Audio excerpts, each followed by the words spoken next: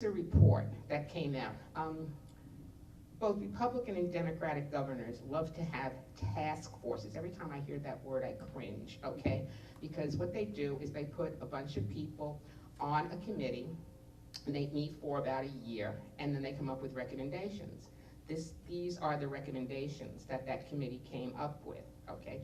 And it's very redundant. I read the whole thing. I'm sure you did as well. And it was kind of synopsized in the bill that was passed. And let me just read you, it's got so many sections, but I marked off a couple of passages that I really want you to be aware of. So hold on 1 second. What they want to do now is to have training for administrators, boards of education, and teachers on how to recognize bullying. It's not just bullying, it's called harassment, intimidation, and bullying, okay? Because there are all kinds of ways that this happens. And the thing is that none of this legislation will go into effect until 2013. And so these are being disseminated, I guess, to all the school districts. And it even talks about that sometimes teachers can be intimidated or harassed by their superiors. And so this law also encompasses, some of their problems. One of the things that we hope will happen is that a person who is going to be an administrator or a teacher will at least have a class or some instruction on how to recognize bullying and stuff.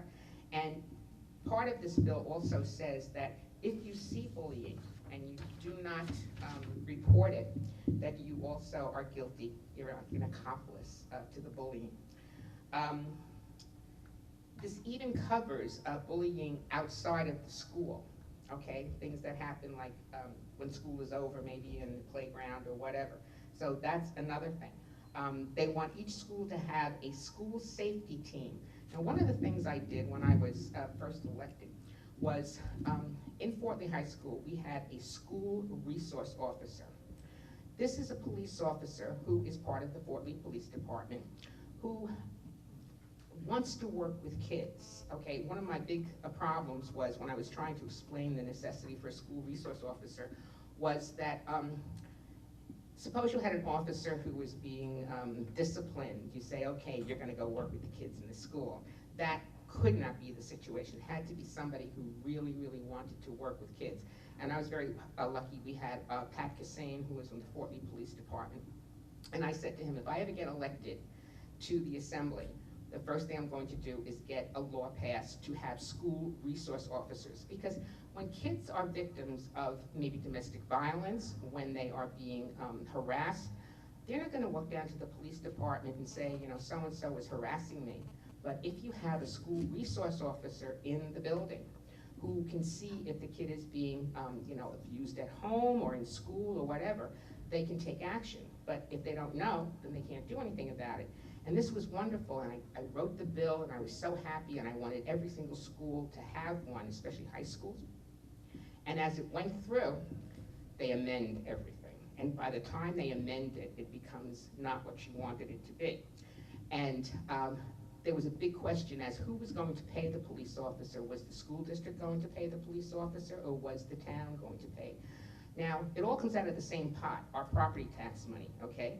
About 60% of our property tax money, and some people don't know this, I don't know where they think the money comes from, but it comes from us to run the schools. About 60% of the property taxes. The other 40% or whatever goes to, it depends, it's not always 60%, it could be a little bit more, a little bit less, depending on the school district. But the rest goes, to the town.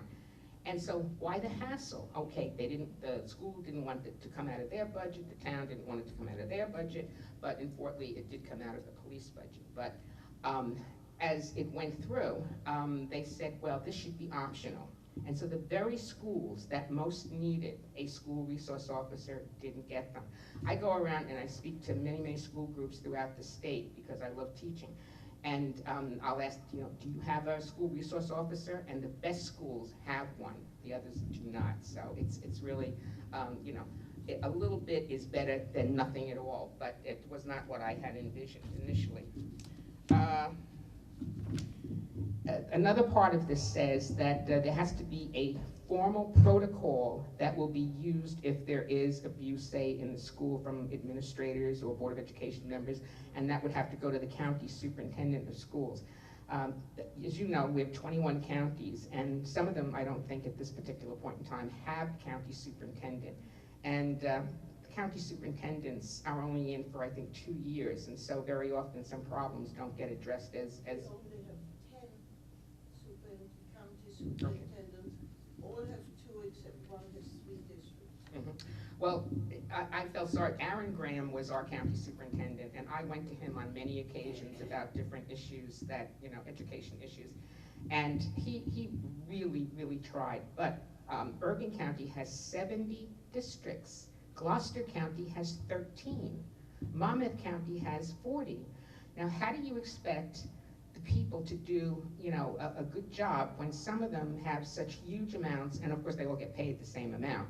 So it's totally inequitable. Some things just aren't thought out properly, and very few people down in Trenton are educators. So of course my big mouth always got me into a lot of trouble because I'd say, this is the reality of things.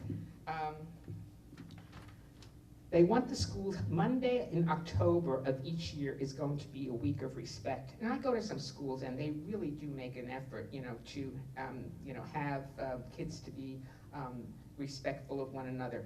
But the schools that really need this, and one of the problems that there is so much abuse is the fact that in many of the larger cities, kids do not have a very strong family background, okay? They don't have that reinforcement at home. And so where do they go? They join gangs, okay? In the gangs, they get their self-esteem, they get their reinforcement, and then of course, one gang goes against another gang, and so this just exacerbates, the bullying and the problems.